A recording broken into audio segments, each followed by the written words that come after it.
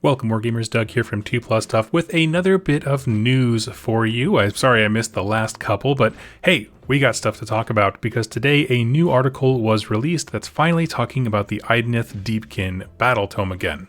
We had some discussion on the Fire Slayers, but their community articles coming out. I missed the last one where it was about the Battlesmith, but that clearly needs an errata. That's totally cool.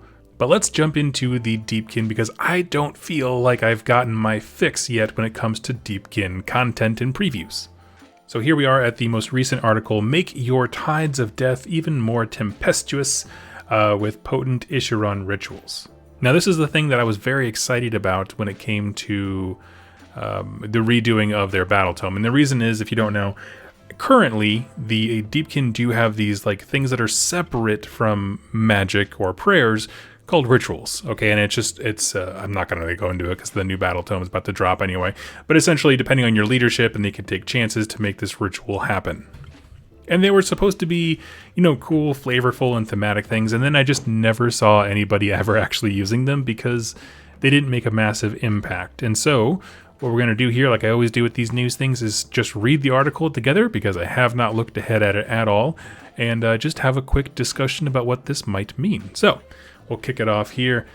The release of Battletome Idoneth Deepkin is rapidly approaching, bringing with it a tsunami of pallid elves and bonded sea beasts rising from the deep to raid the mortal realms. You've seen how Achelian Alapexes are becoming even bloodthirstier, and braced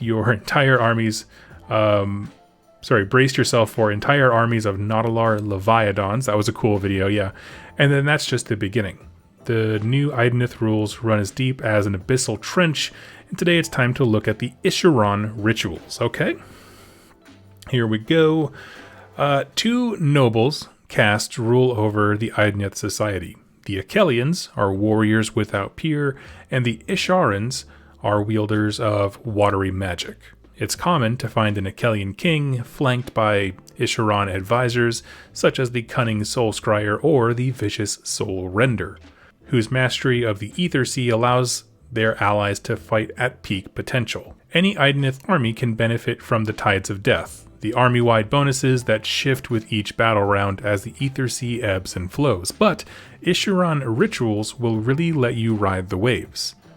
If your army includes any Ishiran units, and there's a little star there, at the start of the first battle round you can choose from one of 4 rituals to influence the Ether Sea. Okay, let's pause there because they are giving us the information here. At the start of the first battle round, you can choose from one of 4 rituals. All right, so we got a few things here. We get one little insight into the Tides of Death, and then the second one is the Ishiran ritual. So, the Tides of Death example is Flood Tide in Battle Round 2. In this battle round, friendly Idoneth Deepkin units can run and still shoot or charge in the same turn. Cool. I mean, super rad. It sounds like it's going to be awesome on the bunch of Leviathans. And then the Ishiran ritual example they give us is, add 1 to run rolls and charge rolls for friendly Idoneth Deepkin units that are affected by the Flood Tide ability. So it seems like the rituals are meant to just enhance what's going on the table. So I'm going to continue the article here now. Each ritual is associated with a different ability from Tides of Death. So if you pick Ritual of the Surging Stream, which triggers on Flood Tide, meaning the example that they just gave us, your second turn will be twice as nice, allowing your Morsar Guard to sprint across the battlefield and still shoot, or charge is already powerful enough, but making them even faster, say no more. Next section here rather. Any successful soul raid depends on timing. Pick the perfect moment to land your ritual, pair it up with the right fighting stance, and watch your warriors sweep away all opposition. So again, yeah, you're picking a... Wait, let me back that up here a second. So the Tides of Death is happening no matter what. On turn 1, all Deepkin units will be affected by X rule. On turn 2, it's this, 3, and so on. What the rituals are doing is just leaning into one of those specific tides and being like, this is where you're going to go above and beyond and kick tail. I like that as an idea because the Tides of Death thing was already unique. I feel like the older rituals were just trying to do too much and didn't accomplish anything really. Whereas basically just taking these guys and being like, listen, this is what we're all about, right? This is your sort of I guess, background plan or your advisor giving you like, hey, when this specific tide happens, this is our moment. This is what our boys have been training for. We're going to be super good at it. And that's exactly what it is. So your Ishrin comes with you, and they're going to tell you, hey, this turn is going to be the most exciting, which turn it is you get to choose, and it adds some special rules. So I like that as a balancing thing. I mean, if nothing else, I'm curious, if you go to an event, would you be locked into? Because I believe the way that's worded here, if your army includes any Ishrin units at the start of the first battle round, you can choose from one of 4 rituals. So this makes it sound like you can choose anytime, but I don't ever hold these articles to be like FAQ proof, because when they write it and when the book is finished with all the edits, 2 different things, as we've seen multiple times. So I'm not going to get too upset if it's not, but that would be really cool. What a great flexibility to add of just what am I good at? What is my opponent weak to? And how can I use those things in tandem to set up the perfect turn? That's exactly what I feel like the Deepkin should have been, right? You are a predator staring at your target being like, how do I make this happen? And if the trap works, you win. And if not, you lose terribly because nothing can really take much of a punch back. In short, Dark Eldar in AOS. That's what I'm looking for. I love it. So let's kill on with the examples. I apologize, that was a long pause here, but next one is example they give us is Tides of Death for Battle Round 4, which is called Ebb Tide. In this battle round, friendly Idoneth units can retreat and still shoot and charge in the same turn. So that is a cool one. That's more like the water's pulling back the ebb and flow. The ritual that kind of coincides with that one, before a friendly Idoneth Deepkin player that is affected by the Ebb Tide ability retreats, roll a dice for each enemy unit within 3 inches of that unit.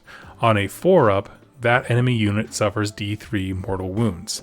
Now, the way that that's worded specifically means if you have, say, a Leviathan, right? We'll just pick a unit that people know very well. If you have it in combat with 2 different units, when he retreats that turn, it'll proc the 4-up possible mortal wounds on both of those units because they're both within 3 inches of him. And I only point that out because some retreat rules that are similar to that don't work that way in your war scroll. Like I've noticed a couple times, you know, it'll say like pick 1 unit within 3 inches, they roll a die. So it's just a little bit of a difference, and that's a really great ability to have when you have models that can either, you know, basically play at minimum sized units of 3 that can tie up multiple things because the eels have huge bases, the reavers can be a lot of bodies. It's just cool stuff. You can have multiple threats coming at you. And okay, we'll go ahead and finish the article here. What could be better than unleashing a powerful ritual? Well, unleashing 2 of them. That's just maths. With an Ishrin Tidecaster in your army, you'll be able to pick an extra ritual at the start of the first battle round, ensuring you get the bonus you need exactly when you need it. Perhaps you'd like to follow up all those Flood Tide charges with a Cunning Withdrawal. In the 4th battle round, Ebb Tide gives your units the ability to charge or shoot after retreating, combined with Ritual of Spiteful Riptide, and your Namarti Reavers will deal mortal wounds even as they slip out of combat. This new Battletome contains even more seafaring shenanigans for the Ether Sea Arcanists, not just for other 2 rituals, but also for issue and command traits. Plus, there's a tide-changing allegiance ability for the Iron Rack, the enclave of High King Volturnus himself. After taking a beating from these raging waves, your enemies will be glad to forget encountering the Deepkin. Okay, let's pause here on a picture that I love right now.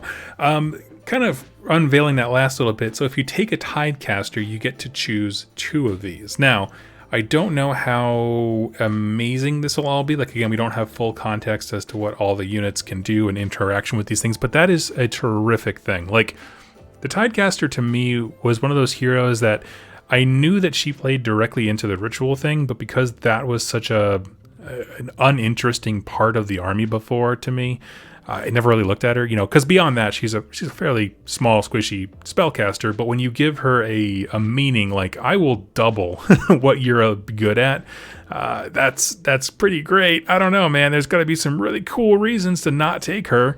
I would imagine so. I don't know. I wonder what happens if she's general. Like what'll happen in the new Battletome when that all comes out, because that could be very interesting. She's a force multiplier, but in a very unique way. You know, I mean, like in terms of how her abilities relate to the army. So I'd like to see that kind of explored even further, maybe in other armies as well. Obviously not the ritual thing per se, but having a leader who's like, hey, the thing you're good at, here's some more ways to do it, and now all of a sudden your smaller support heroes can be equally as cool and meaningful as, say, you know, your guy on cavalry back leading the charge to the fray of combat. One unit that makes me very interested to learn more about, and I'm sure there's going to be an article here soon, is the Eidolons. Because they already had a, like, Gideon's Bible worth of text on them. Oh my goodness. And so it was just this huge, thick war scroll. I never it was always intimidating to me. And then the model, I never wanted to touch it because I always thought I was going to break it. Like, I really just, clumsiness is my biggest reason why I don't play Deepkin. But I love the model. He just looks so striking, no matter which Eidolon you choose, but how those are going to fit. You know, I'm assuming they're going to get War Scroll reworked, and how those will fit, if they will match anything with the different Tides of Death, if rituals will matter, if they can influence them at all. Like, I would love to see some of those big units kind of play into these things a lot.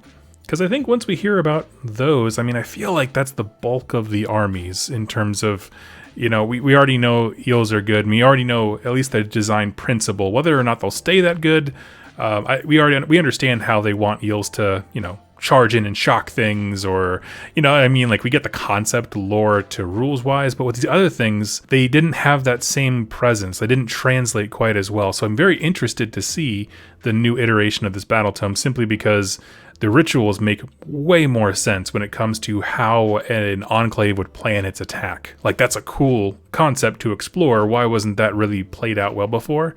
Well, now it is.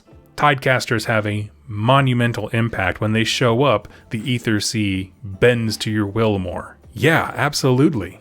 So anyway, for all these reasons, I'm very excited to talk about the new Idoneth Deepkin Battletome.